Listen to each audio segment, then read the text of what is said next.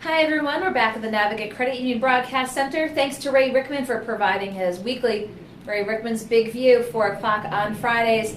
Of course, after Ray Rickman, GoLocal Columnist Bob Whitcomb is around the corner to talk about last week's piece. Hi, Kate. What's coming? Nice to see you, sir. Hey, how are you? Ooh, it is cold in here. We have it, It is, we have it yeah, nice and yeah. freezing now that the sun's back out. So. Well, I noticed you've got a lot of fish stacked in the corner, so I'm glad you're keeping it cold.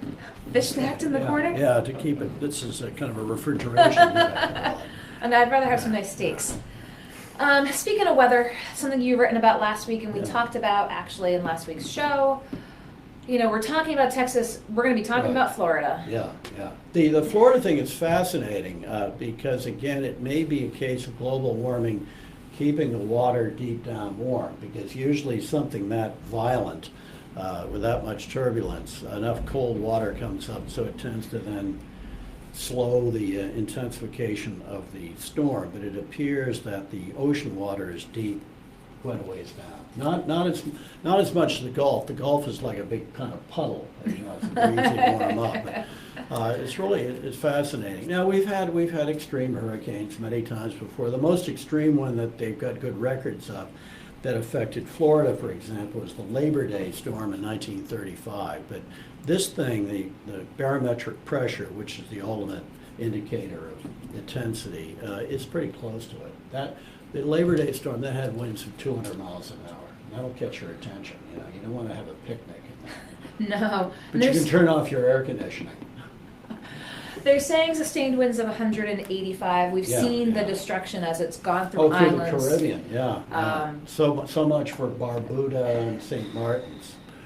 Yeah, no, I think the thing to watch from this, from sort of a sociological, physical, and obviously meteorological standpoint, since people watching this thing live, who knows what will happen on Saturday and Sunday. But if it goes a little bit west of Miami, then it's going to be incredibly expensive, maybe $200 billion of damage. It goes a little bit west of Miami, west of Palm Beach, takes out Mar-a-Lago, and goes up toward the Carolinas. That would be the worst case. If it goes a little bit east of Miami, there'd be a lot of damage, but nothing like if it goes west. What do you think of the coverage of it? I mean, it's getting national coverage. Yeah. You could say maybe it's a function of a slow news cycle. Well, there's Politically, actually a lot of stuff going on in the world. As we know, there's a lot of stuff going on around here. No, I think there's a drama, the impending storm. People are both horrified and drawn to it. The other thing is, in the end, most Americans don't care anything about these little islands. I mean, it's a point of curiosity, unless they plan to, vacation on St. Kitts. If they're rich and they're going to go to St. Kitts. But if you talk about a huge storm like this approaching a major metropolitan area, that's what gets people's attention. I think Greater Miami's got 2.6 million people. Palm Beach County must have 1.5 million, I'm guessing, something. So it's extreme. You've been down there. You drive all the way from north of Palm Beach down to Key Biscayne. It's one big city. One city, what have you been? about 5 miles wide. How do you think their preparations have gone so far? We've seen the governor holding press conferences, but Yeah. we've also seen that sort of bumper to bumper traffic. Yeah. The yeah. gas stations showing no gas, Yeah, no it's water. it's a tough decision to make, Kate. You get into a traffic jam to die of a heart attack as you try to drive to Tallahassee or something, or do you stay where you are? If you're right along the coast, I think you really have to leave, but you have to leave on time. Now it's probably impossible. I don't know what happens to if you've ever been to Miami Beach, Collins Avenue. I don't know what the story there is, how they're going to deal with it. The trouble is that hurricanes are big, but they aren't as big as regular storms. They're somewhere between a tornado and a regular extratropical cyclone. So, just a few miles can make a huge difference. And for most people, will not get the hurricane force winds. Most people won't get the eye wall. They may get some rain and, a stiff breeze. Well, we'll see what happens because we're all following what's happening. Yeah, Speaking of very spectacles, yeah. we talked a little bit before you came in. It is opening night for the Pats. Yeah. And a lot of conversation and focus continues to be on player health, concussions, retirement. We're here in 2017. Are we going to see this NFL in 10 or 15 It's years? we said, it's sort of the Colosseum. It's it's the Roman Colosseum, watching people get hit. Not intentionally killed usually, even though some of these people do eventually die of their injuries. I sort of agree with a conservative columnist, George Will, who thinks that professional football will be out of business eventually. Really? Because there's so many cases. So you've seen some of the data from Yes. the schools of medicine, longitudinal data. There's so much damage being done to these people. And especially the head equipment, you can't make it any sturdier than it already is, unless I suppose you could put them in some kind of giant box or something like that, with a lead wall, lead sides. But there's nothing really they can do given the way the game is played now, to make it less dangerous. And then what happens? They may seem okay, like Tom Brady. His wife admitted he had a couple of concussions. And then 2 or 3 years after they retire, they start to fall apart. And the number of cases of former football players falling apart, physically and mentally, fairly soon after they retire, it's pretty scary. Do you think I think it's going to go eventually. There's so much money in this. People love it. There's the sadism element. It is a little sadistic, yes. There's the voyeurism and so on. But so there's so much money, multi-billion-dollar business. But I think in the fullness of time, maybe 10 years, something, you're not going to have it. You're not going to have pro football as it's played now. So what do you think the driving force is? Do you think it's players, owners? Do you think it's a general public? I mean, let's talk about... general public, and I think even some of the shareholders of these teams, some of the owners are already having some second thoughts. Occasionally a little fragment of concern leaks out. The trouble is, especially for men, to admit this thing is dangerous, probably lethal, that they think it cast out of their manhood, whatever that is. Well, it's interesting. Manhood's overrated, I think. There's no money in it. No money in it. We've got tomorrow's headline, manhood's overrated. Yeah. But it's like the youth that continue to smoke. I mean, we know the effects of smoking. It blows my mind when I see 15, 16, 17-year-olds. We all in my time, yeah. But they know the effects now. Yeah. Do you think that even when you see these players at age 40, 50, 60 even, or I mean, it does not even have to be that old, is that going to really be... Well, when they're even in their 30s, some of these people retire and they start to show these neurological things when they're 38. As far as the smoking goes, I think what happened, and I know in my generation, which was, of course, as you know, came to maturity sometime in the Andrew Jackson administration. We all, most of us smoked. I'd say 70 or 80% of young people smoked, but they always assumed they'd quit. Ah, okay. They always assumed they'd quit, and most of them did quit. Are you surprised about when you see the amount of young people smoking today? Not very much, no. No, I think they're distracted. I think they're medicating themselves. I think they're anxious partly because of these things, which are making them very nervous. I just keep my notes on here. They've got here. too much going at them. Too Sure. much, and society is in some ways better. It's probably more tolerant, but it's also more chaotic. There's more anxiety.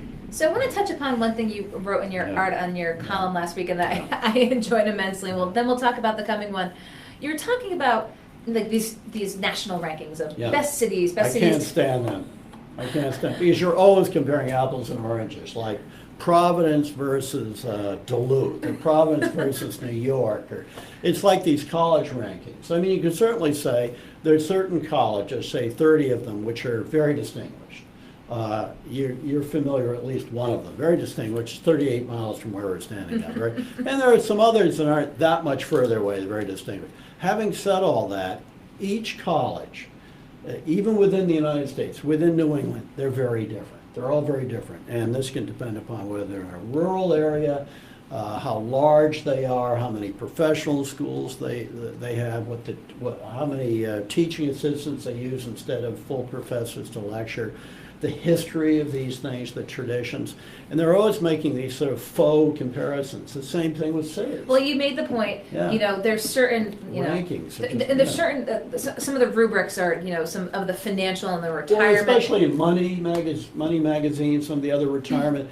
Usually they're talking about the cheapest place to retire, or where there's no estate tax, or stuff like that. And I think you pointed out, you're like, do I really want to live in one of those boring Sunbelt cities? Yeah. And most of them, I've been to a lot of them. Do I really want to live there? Yeah, I mean, the Sunbelt cities, as I mentioned in my little remarks, most of these cities are very, Atlanta, frankly, is very boring. I've been to Atlanta. The two cities which I'm kind of drawn to because of the perversion element are New Orleans and Miami. which are usually ranked actually rather low in many ways because they're gritty, they have high crime and all that. But they have they're interesting. a lot of fun things going on. They have a lot of pizzazz. A lot going a lot on. of pizzazz. So right, what are you going to write about for this coming weekend? Well, I before we think, let you go? I'm not sure I'm ready to write about Amazon. We should talk about that. There's the word out there that the state is going after Amazon to create some gigantic headquarters. Amazon, I believe Or today. operations. They Yeah, said, yeah. they could. Hard to believe. This operation could employ up to 50,000 people. Yeah, I mean, I can't, would that be distribution, administration, They drug sales? I mean, what, you know?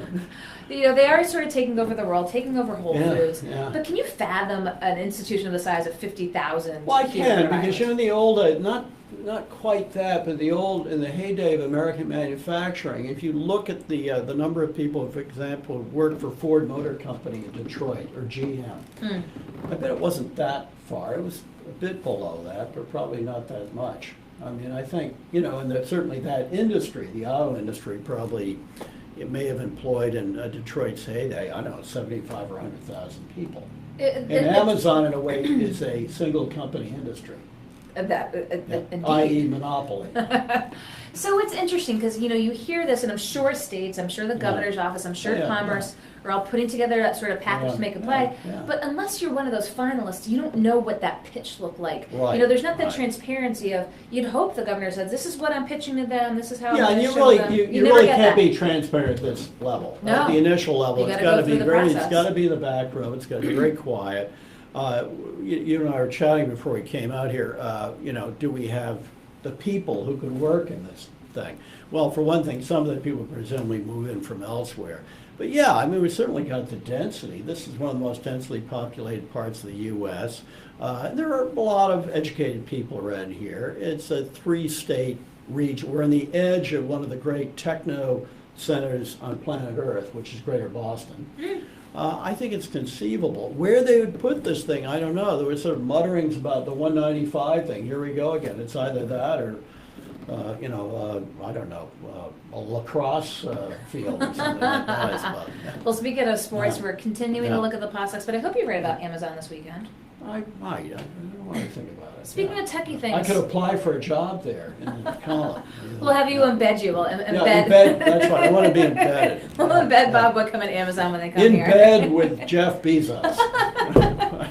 Double entendres aside, Yeah. I hope you write about it this weekend. Yeah. We're having actually a Skype interview next with one of the speakers at the BIF Summit, which is next week. Oh yeah, sure. Right, Yes. Saul Kaplan. Yeah, Saul yeah, Kaplan. yeah, So we're going yeah, to be there yeah. next week. This is our last preview Yeah. piece. We're going to get him Skyping in here and tell that's folks great. about next week. Ted, the guy, the inventor of TED Talk, Mr. Zerman, will be up here as part of that. But I think he's coming up from Florida, so maybe he won't be here. Well, we'll see. Yeah. But GoLocal will be there. Mr. So Werman, yes, Rick Werman. That should. So they have quite a crew. next Wednesday and Thursday Yeah. we'll be up there. Yeah. So check Yeah. us out, and we'll see you back Okay, here shortly. great. Bob All the best. Whitcomb. Ciao. Go Patriots.